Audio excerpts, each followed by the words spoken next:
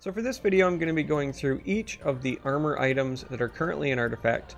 We're going to talk about when you would consider purchasing these, and whether or not you would include these in your constructed decks, and possibly your draft decks as well. So, let's just dive right in. First up, we have Leather Armor. This is the basic armor item in Artifact. You always have this available when you're playing in the draft format, for example. It's basically just a filler card, if I'm being honest. 3 gold for 1 armor isn't terrible. The 1 armor is not as good as like the +4 health basic item, for example. So if you have a couple of items that you've drafted and the rest is going to be filled in with just the basic items, the Leather Armor is likely going to be the one you include the least. And I'll talk a little bit as we go about why armor is not considered as strong as health. But yeah, Leather Armor, nothing really to see here. 3 gold, 1 armor, it's the basic item. So let's move on. We've got Barbed Mail. This one is 1 armor, 6 gold, and the equipped hero also gets Retaliate of +2. So Retaliate is when your hero is attacked, it will deal an extra 2 damage back to the attacker. It's worth noting that this damage is dealt separately from attack damage though. So if you were being attacked by an axe who has 2 armor, for example, this Retaliate would end up doing 0 damage because it would get reduced separately by an axe's 2 armor than your normal attack damage. Retaliate is one of the few times where armor is just fantastic. The baseline for armor is typically like 2. If you can get your heroes to 2 armor, that's like a great sweet spot, simply because there are a lot of effects that deal 2 damage. Conflagration deals 2 damage, and all of the melee creeps deal 2 damage. So if you can get to 2 armor, you're great. Anything after 2 armor, you start to get diminishing returns. I'm not going to say that, 3 armor or 4 armor is bad, but that first 2 armor negates a wide variety of damage from different sources, so it's very, very important. But again, usually health is considered overall better because of piercing damage. Like, I'll be honest, cards like Thunder God's Wrath, for example, don't care about your armor, and so if you can stack some health, it will hopefully take you out of range of those piercing damage effects. And so Barbed Mail here, not really great. I don't see it played in Constructed, and I don't really play it personally in Draft a whole lot. As I said, I don't value armor very high when I compare it to health or some of the attack items. So this hasn't seen a lot of play, and I can't even really think of a time I would want to buy this from the secret shop, because 1 armor and the +2 Retaliate just do not feel good for 6 gold. Stonehall Plate. Stonehall Plate is 6 gold. Equipped hero has 1 armor, but you modify Stonehall Plate with equipped hero has +1 armor after the combat phase. This card is actually pretty okay. This is one of the very, very few armor items I've seen played in Constructed. I will throw out the caveat that I have not seen it often. Maybe twice tops. I have seen it though, included in a Constructed item deck. This is an item I would consider running in Draft. All of the Stonehall items are actually pretty solid in Draft. This is an item that I would consider maybe buying from the secret shop if it came up and I felt like I really needed armor, because it will be a 6 gold investment that after the first round will get you to that 2 armor sweet spot. And then if your hero is targeted by armor reduction later on, because this continues to stack armor, it's more likely to keep you at that 2 threshold and above. So Stonehall Plate isn't terrible. It might be worth considering. Like, if you're trying to play a deck where you really want armor and you're trying to play on a gold budget, right? You're not trying to purchase expensive items, then this one ends up being pretty attractive as far as armor items go. But again, armor is just not, at least in the closed beta, in the current meta, as I'm recording this, it's not highly valued because there's an awful lot of piercing damage available, and the health items just seem to be more cost effective as of right now. So, Stonehall Plate. Next up we have Chainmail. This is 7 gold, so it's 1 more than Stonehall Plate, and equipped hero has +2 armor. So more immediate value, but less long-term value. Stonehall Plate is, I need 1 armor now, and then everything else that you get afterwards is essentially like free investment. It's great. Chainmail is like, I really need 2 armor now. Personally, I think Stonehull Plate is better in almost every scenario. Again, there may be a scenario where maybe you have initiative and you know that 2 damage is coming, or maybe it's more than 2 damage, but you have to negate 2, and Chainmail is a choice in the secret shop or something. Sure, pick it up. Keep your hero alive. But for the most part, you're really not like excited when you see Chainmail as an option, and you're certainly not sticking it in your constructed decks. I usually don't play it in draft very often as well. The thing about items in draft is, unless the item is really, really powerful or very cost effective, you usually don't draft it because you're trying to draft heroes and better cards that are going to make a bigger impact. You can draft great items, but the problem with drafting an item as opposed to a card or a hero is that you don't have any guarantee you'll ever have the gold to buy said item, and then when you do have the gold, it's going to be, you know, random whether or not it's presented to you in your item shop. So a lot of times, unless it's like a really powerful item, you just don't draft them, and you kind of fall into the items you get. So yeah, that's a little bit about items in general in draft. Bracers of Sacrifice. This currently has the old art as I record this, but the new art was revealed recently, and I like the new art a lot more. This is 8 gold. Equipped hero has 2 armor, and there's an active of deal 6 damage to equipped heroes' enemy neighbors and condemn the equipped hero. And the active has 1 cooldown, so you can do it essentially every time it's up. This is interesting. In an aggressive deck, this active, in theory, because it blows up the enemy neighbors, right? It's essentially going to deal 6 damage to, hopefully, as many as 3 enemies. So you can essentially sacrifice a hero to maybe let things on the left of the hero and on the right of the hero push through for extra damage. The active, if it's going to be taking out an enemy hero, could also prevent them from playing cards. Again, if you kill or condemn an enemy hero, then you can prevent your opponent from being able to play cards because they may not have access to that color. That's a really powerful effect. The problem is you're condemning your own hero, right? So you might not be able to play cards after this as well. The only time I've ever seen this played was somebody that I sometimes play test with in the closed beta was playing Rix and equipping Bracers of Sacrifice to Rix and essentially saying, I don't care if I'm giving you gold every turn. They were playing an aggressive deck and they were using Rix and the Bracers of Sacrifice to kind of clear the way. It wasn't really good or effective, but it was kind of fun. So there is that to be said. I don't think this is the sort of thing that you play in Constructed, at least in the current meta. If this was 6 piercing damage as opposed to just 6 damage, I think it would be a wildly different item. There could actually be some constructed viability there, but as is right now, while 6 damage is attractive, cards like At Any Cost that deal 6 damage to the board do start to see diminishing returns as the game goes on.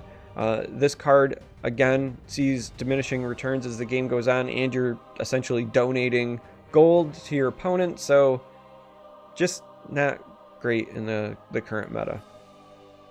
So, next up we have Keen Folk Plate. This is 8 gold. Equipped hero has 1 armor. Equipped hero has +1 armor for each of its attackers. This is not great. I'm going to be honest. You're paying 8 gold for 1 armor when there are other items for 8 gold or less that provide 2 armor. In the case of Stonehull Plate, provides 1 armor and then continues to give you armor. If this card read Equipped Hero has +1 armor for each of its enemy neighbors, it would be significantly better. But it's specifically each of its attackers. So it only gets bonus armor if it's being attacked by more than 1 enemy. This card could be useful if you've got a lot of taunt effects in your deck. So if you have a draft deck and you do end up with a fair amount of cards that let you taunt with a hero, this might be better. But even then, I don't think it's worthy of selecting in draft. I suppose if you fall into it and you really feel like you want armor, maybe you'd consider running it.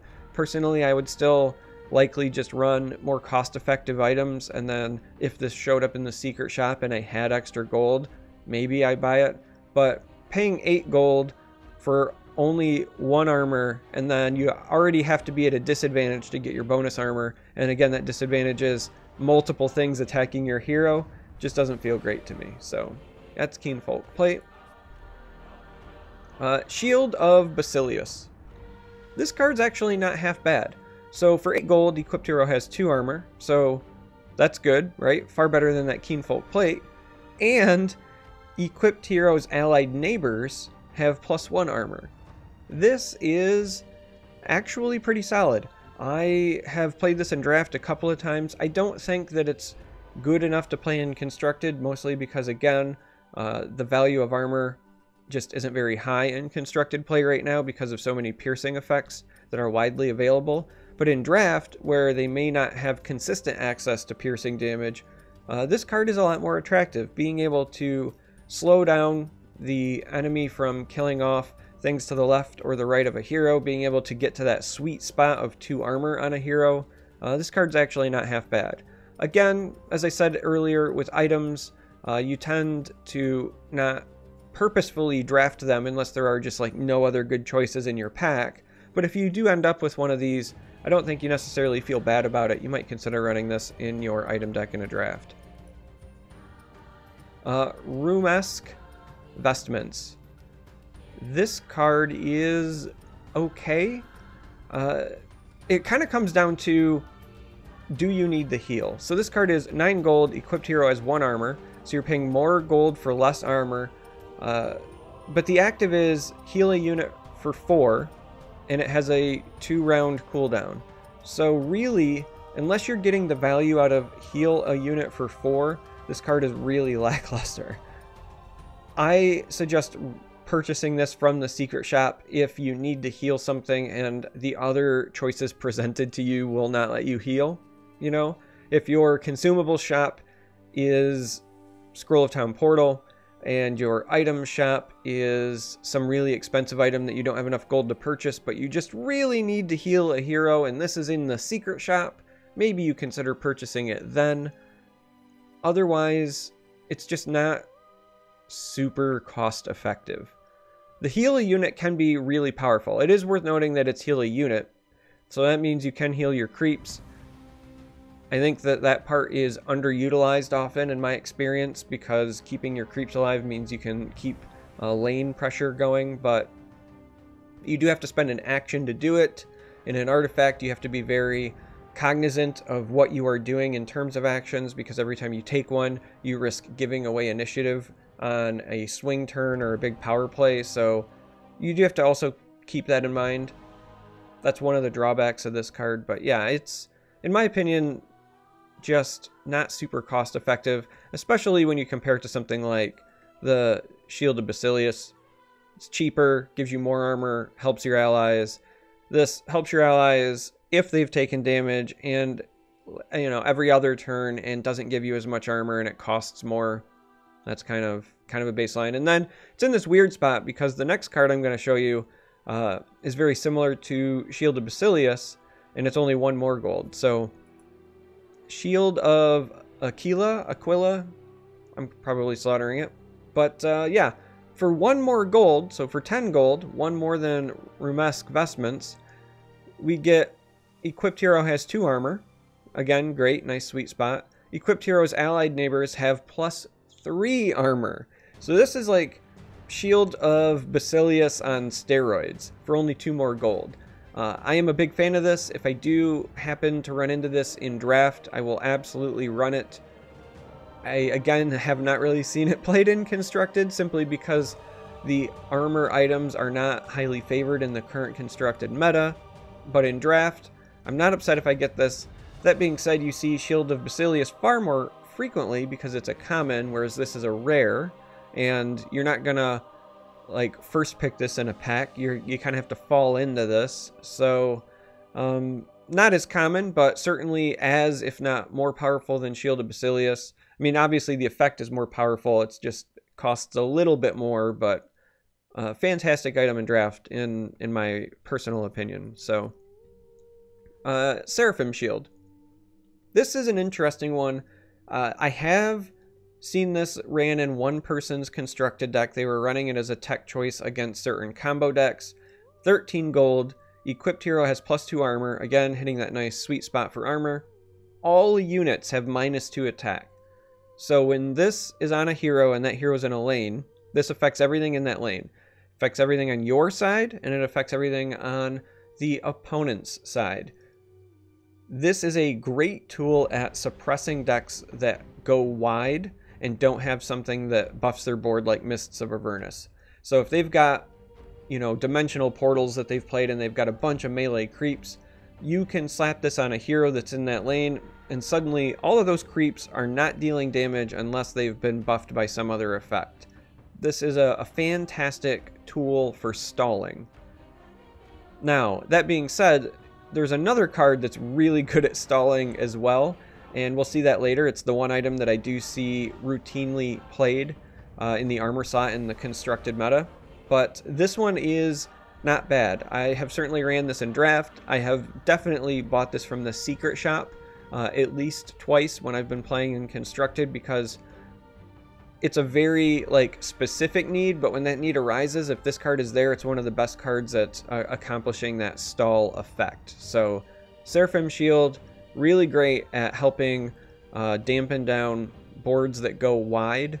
Now, -2 attack isn't enough to stop everything. You know, if they slap down something like the Oath, you might have some problems, but it buys you time. So it's great at that. Next up, we have Plate Mail.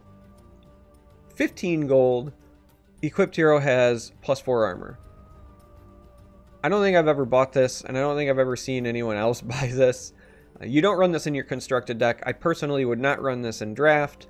And if it's in the secret shop, I probably am passing unless I have so much gold that I don't know what to do with it, or maybe I magically played a shop deed earlier in the game, in which case this is free. Okay, I guess I'll take it, but it's just overcosted.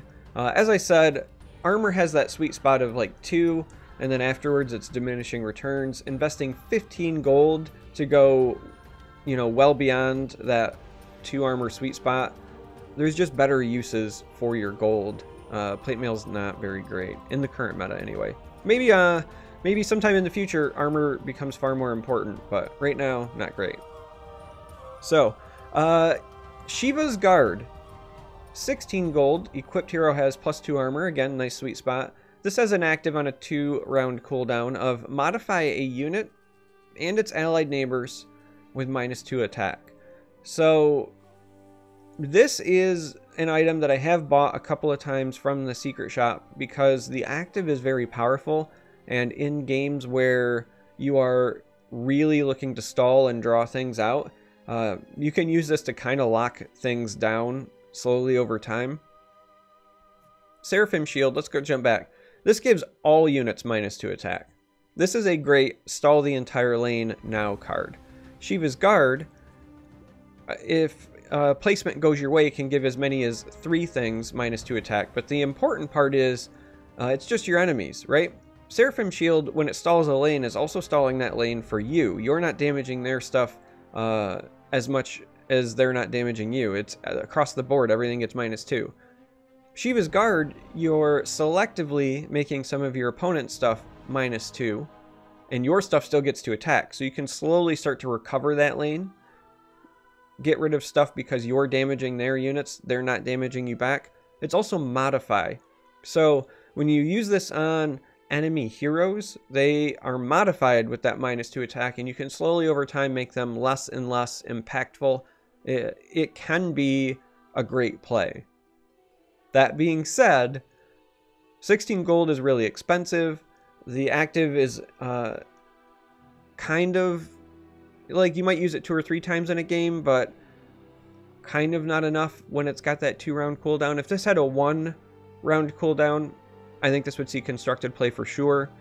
But right now, if it comes up in the secret shop and you've got nothing else to do, or you really need to start trying to stall out a lane, it can be an option, but it's like it's on the cusp of being good, and I really want it to be good, but it's just not in the current meta right now as I record this video. So next up we have Helm of the Dominator. 19 gold, so it's pretty expensive. Equipped hero has +3 armor. It at least gives you the 2, right? You're hitting that sweet spot. And then we have active of 2-round cooldown, get control of an enemy creep. The active on this is really strong. There is a time where I have purchased this item and this item has essentially like single-handedly won me the game.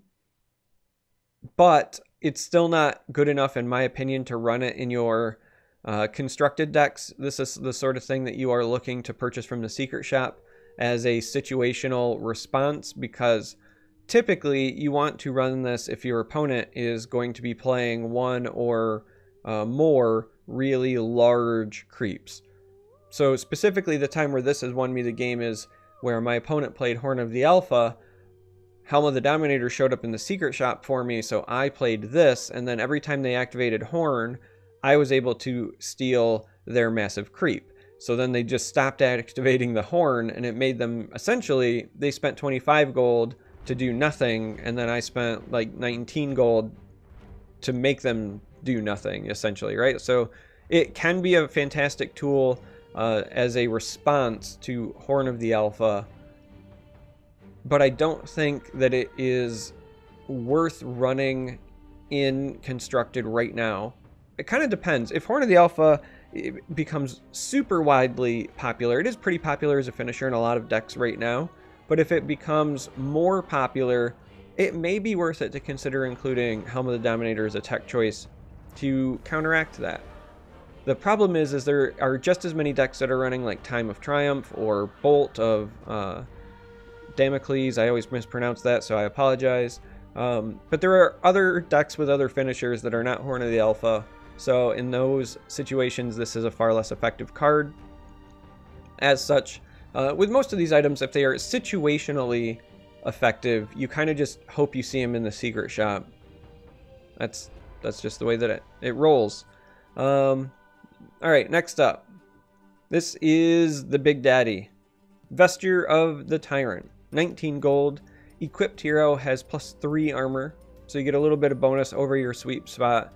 But your hero also has rapid deployment, which is massive. Being able to let your hero come back basically immediately the round after dying is so powerful. And also, your tower has 3 armor. So this is the reason why Seraphim Shield just doesn't see a lot of constructed play. It's not that stalling the lane isn't powerful, it's just that Vesture of the Tyrant does it way better. Vesture of the Tyrant makes your hero more resilient. It means your tower has essentially 3 damage reduction, but unlike Seraphim Shield, your side of the field will still deal damage. And rapid deployment on top of it, so if they use big board sweeps like Annihilation or etc., you get to put your hero wherever you want. It's just, this is a very powerful item. It is far and away the most popular armor item that I see used in constructed play. It's very commonly used in the gold ramp decks. There's a blue-black control deck that does it. There's a like red-black hero killer deck that does it. Yeah, if your deck likes gold, your deck likes Vesture of the Tyrant. There are times where I've purchased this from the secret shop, even in non-gold ramp decks, just because I managed to happen to have the gold, and the effect is that powerful that it's hard to pass up. Rapid deployment is huge.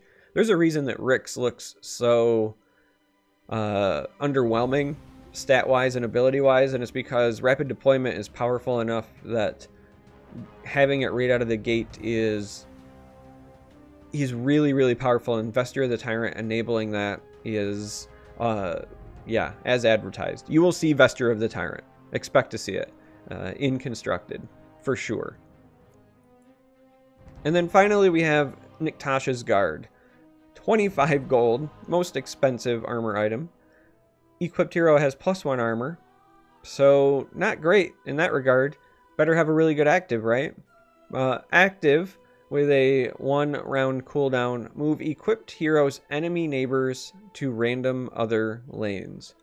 That's a pretty powerful active. You clear an awful lot of stuff out of a lane.